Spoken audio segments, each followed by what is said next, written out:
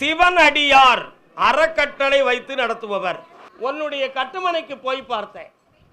கட்டுமனை என்றால் வீடு, உனக்குன்னு ஒரு சொந்த வீடு கிடையாதுன்னு உத்தரவு. இல்லறம் அல்லாதது நல்லறம் அல்ல என்ற ஒரு தத்துவம் ஒரு பக்கம் இருந்தாலும் துறவரமே தூய்மையானது என்ற ஒரு முடிவு உன் உள்ளத்துல வந்துருச்சு. யார் பார்த்தாலும் என் பிள்ளைதானேன்னு நினைச்சு எடுத்து வளர்த்துக்கிட்ட நீ. சிவபெருமான் கொடுத்த அந்த செல்வம் இன்னைக்கு உன் சிந்தனைக்கு மாறுபட்டு நடந்து நடைமுறையிலும் ஒழுக்கத்திலும் சில குறைபாடுகளை பெற்று உன் ஒழுக்கத்துக்கு மாறாக அந்த பிள்ளையுடைய நடைமுறை நடந்துகிட்டு இருக்கு. இப்போ ஒரு தெய்வ வாக்கு ஸ்தலமாக உட்கார்ந்து நான் சொல்லிக்கிட்டு இருந்தேன். எதிர்பார்க்காம அந்த வாக்கு சக்தி எனக்கு நின்று விட்டது. அது நின்று விட்டதே, அது மாந்திரிகத்தால் நின்றதா அல்லது தெய்வமே என்னை வெறுத்து விட்டதா? அந்த சித்தருடைய வாக்கு உனக்கு கிடைச்சாச்சு. இன்னையிலிருந்து உன் அருள் சக்தியை தொடங்கலாம், வெற்றியடைவாய். பிள்ளைகளை பற்றி 3 வருஷத்துக்கு கவலையே படாமல் உட்கார்ந்து